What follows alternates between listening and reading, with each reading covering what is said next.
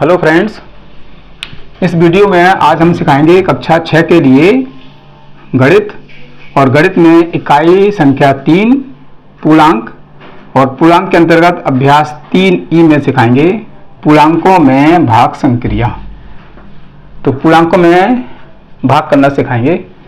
तो इस अभ्यास को करने से पहले कुछ हमारे महत्वपूर्ण बिंदु हैं।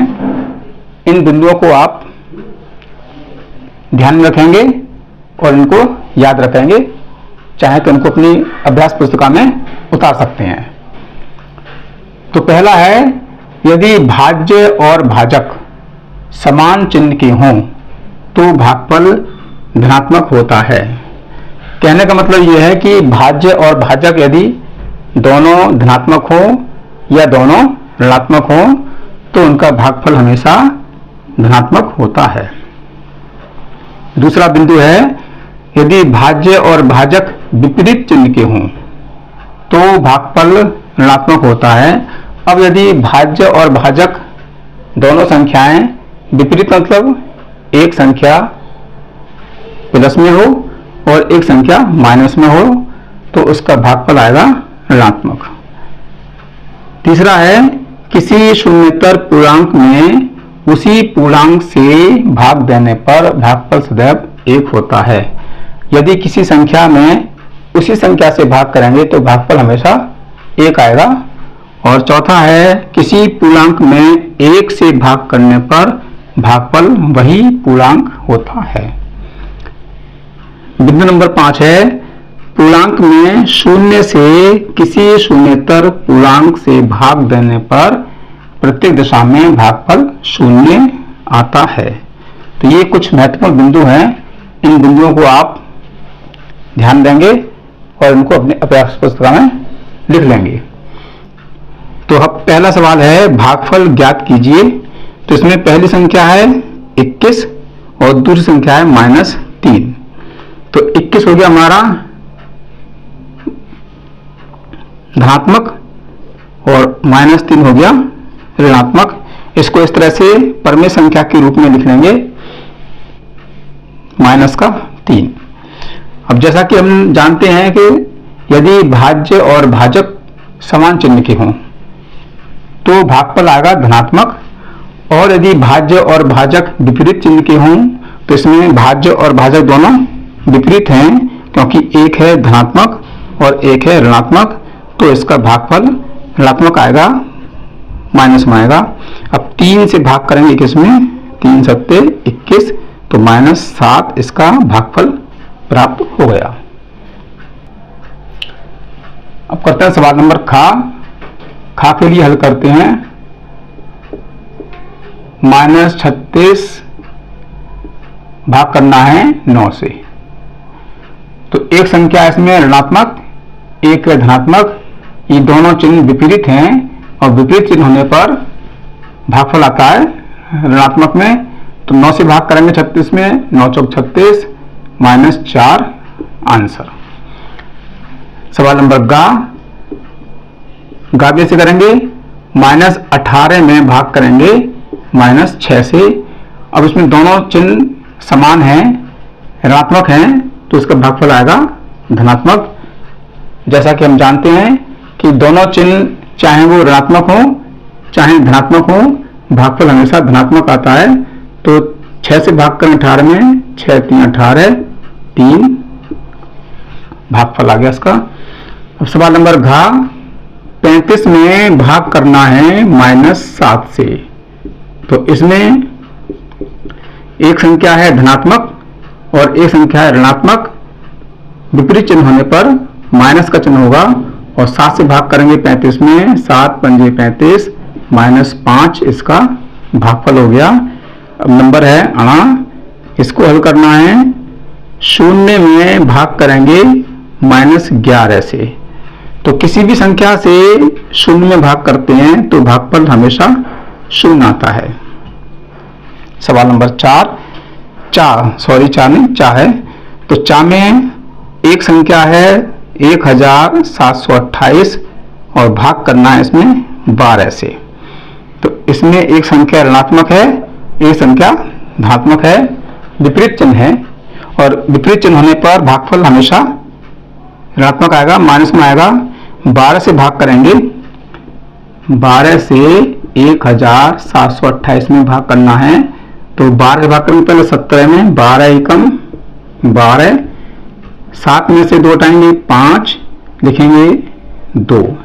अब ये हो गए 52, 12 से पढ़ेंगे 52 में, तो 12 चौक 48,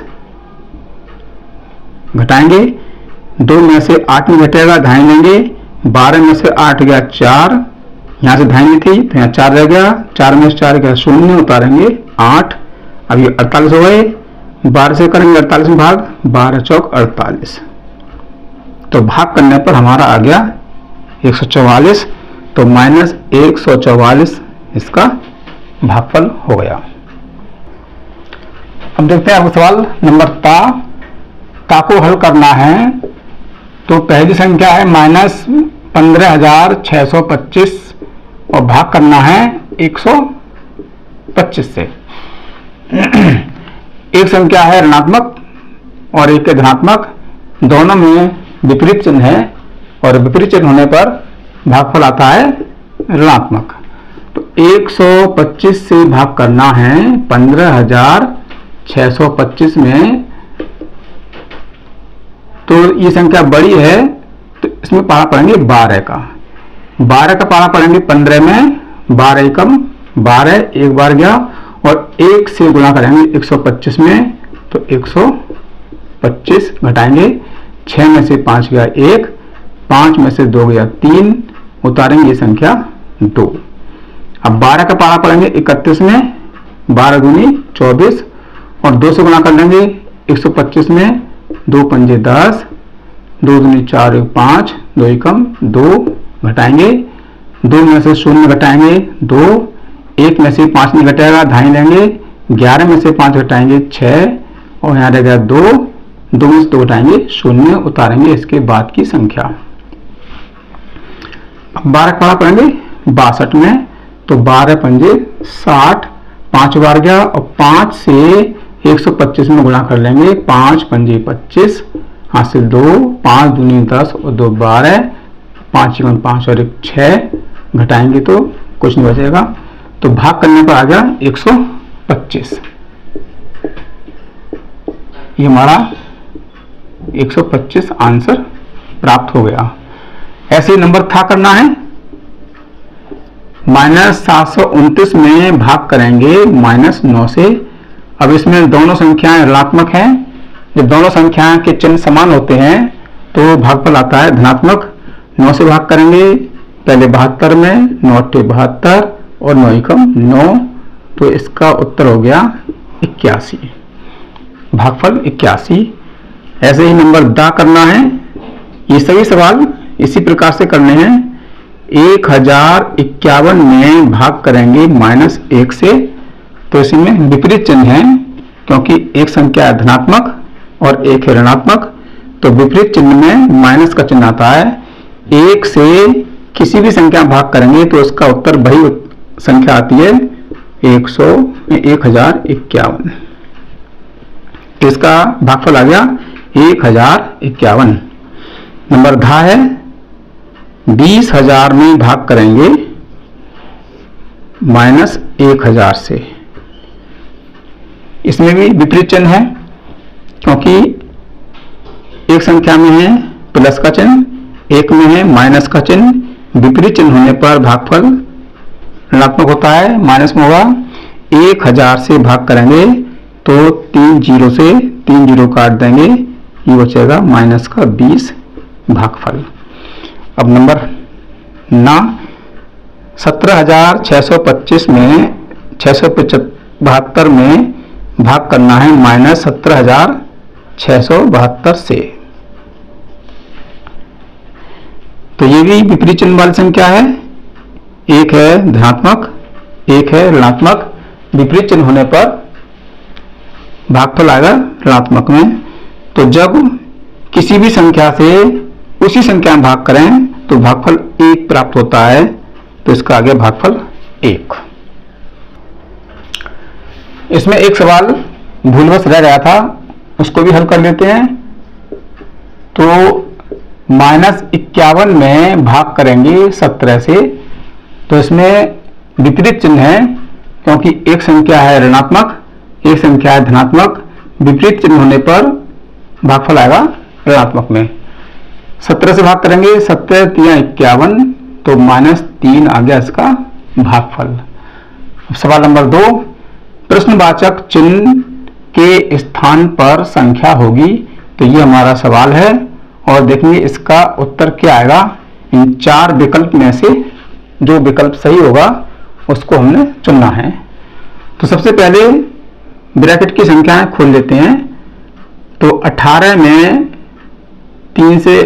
में 3 घटाएंगे तो ये आएगा 15 प्लस 2 और 9 से गुणा करेंगे 18 और -6। अब इसमें कई तरह के चिन्ह हो गए, तो सबसे पहले क्या करते हैं, हम संख्या को जोड़ लेते हैं। तो 18 और 15 जोड़ेंगे तो 8 और 5 13, 1 और 1 2 और 1 3 और -6। अब 33 में से 6 घटाएंगे तो आएगा हमारा इसका उत्तर 27। तो ये हमारी संख्या 27, विकल्प नंबर 3 सही है। तो जो खाली स्थान है उसमें आ जाएगा 27 उत्तर। उसी प्रकार से नंबर सेकंड है। नंबर सेकंड में भी हम पहले जो कोष्टक हैं, ब्रैकेट हैं, उनको खोल लेते हैं। तो 28 और 4 के बीच में प्लस का चिन्ह जोड़ देंगे, 28 और 4 32। 10 और 5 के बीच में गुणा का चिन्ह है, गुणा कर लेंगे, 10 पंजे 50। 4 और 2 के बीच में भाग का चिन्ह है, तो 2 से भाग करेंगे, 4 में 2 आएगा। अब इसमें चिन्ह देखते हैं, प्लस प्लस के चिन्ह को जोड़ लेंगे तो 32 धनात्मक है, 2 धनात्मक है, तो 32 और 2 हो गया 34 और यह है -50। अब 34 में से 50 नहीं घटाएंगे तो चिन्ह आएगा माइनस का। 50 में से 34 घटाएंगे तो 10 में से 4 गया 6, यह रह गया 4, 4 में से 3 गया 1, -16 इसका उत्तर हो गया। तो -16 जो है विकल्प नंबर घ सही है। अब है सवाल नंबर 3। स्तंभ का और खा दिए गए हैं, ये स्तंभ का है और ये स्तंभ खा है। स्तंभ का में अंकित भाग के प्रश्नों के उत्तर स्तंभ खा में है। ये जो हमारा स्तंभ का है, इनका भाग करने पर ये इनके उत्तर खा में दिए गए हैं, लेकिन ये अव्यवस्थित क्रम में दिए गए हैं। अपनी अभ्यास पुस्तिका में स्तंभ का के भाग का प्रश्न स्तंभ खा में उसके उत्तर से मिलान कीजिए। तो इसमें उत्तर से मिलान करना है, कौन सा उत्तर सही है। तो नंबर फर्स्ट है 6 में 3 से भाग करना है। अब देखेंगे इसमें चिन्ह किसके हैं, तो दोनों संख्याएं धनात्मक है तो इसका भागफल आएगा धनात्मक। 3 से 6 में भाग करेंगे, 3 दूनी 6, तो इसका उत्तर आएगा प्लस के 2। अब देखते हैं प्लस के 2 कहां पर हैं, तो ये प्लस के 2 हैं, इसको इससे मिला देंगे, इस तरह से मिलाना है।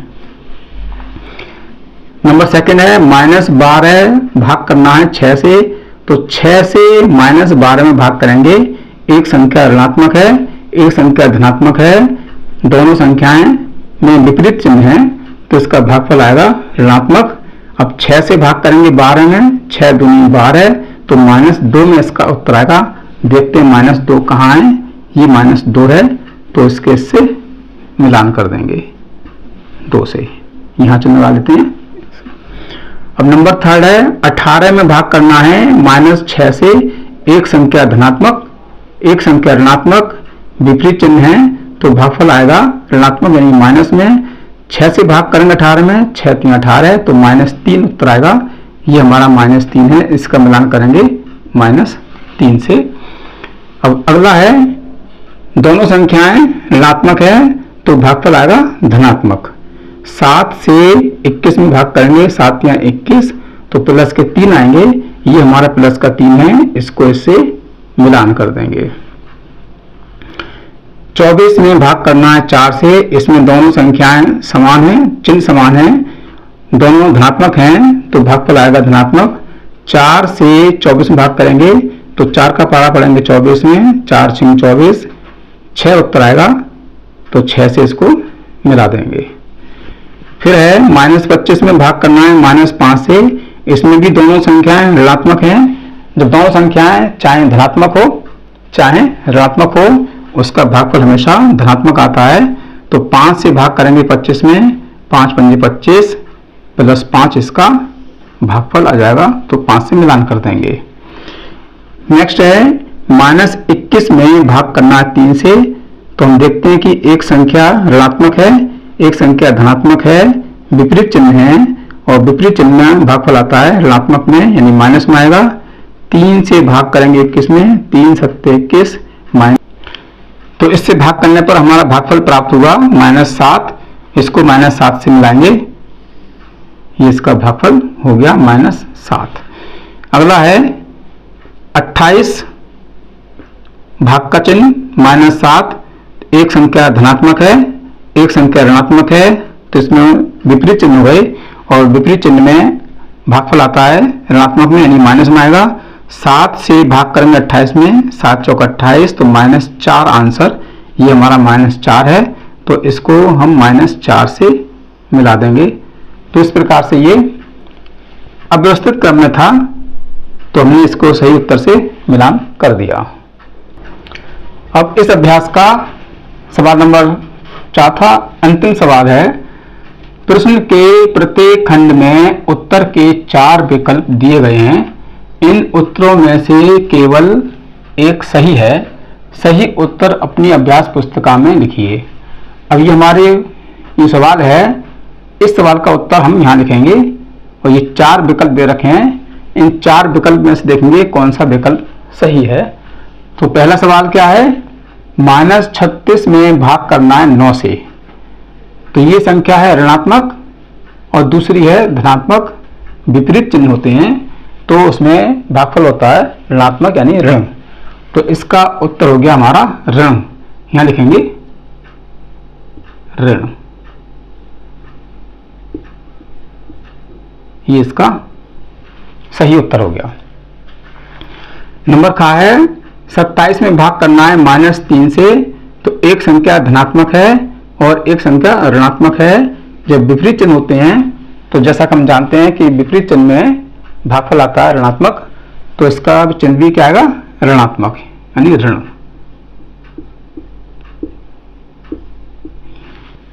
नंबर गा में है -36 और भाग करना है -4 से।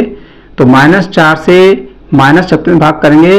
इसमें दोनों संख्याएं भाज्य और भाजक ऋणात्मक है, तो दोनों संख्याएं ऋणात्मक होंगी या धनात्मक होंगी, तो उसका चिन्ह आता है धन, तो इसमें आएगा भागफल धन में। नंबर 28 में भाग करना है 7 से, के मान का चिन्ह है। तो दोनों संख्याएं धनात्मक हैं, तो इसका भागफल आएगा धनात्मक, मतलब धन। तो ये आपकी अभ्यास पूरी हो गई, और इस अभ्यास में हमने आपको एक एक सवाल हल करके बताया है। मुझे आशा है कि ये अभ्यास आपको समझ में आ चुकी होगी, और अगर आप चैनल पर नए हैं तो चैनल को सब्सक्राइब जरूर कीजिएगा और वीडियो को पूरा देखिएगा, जिससे कि आपको अच्छी तरह से अभ्यास समझ में आ जाए। चैनल को लाइक कीजिए, वीडियो को सब्सक्राइब कीजिए, लाइक कीजिए, शेयर कीजिए, और मिलते हैं अगले नई वीडियो में एक नए अध्याय के साथ। तब तक के लिए नमस्कार।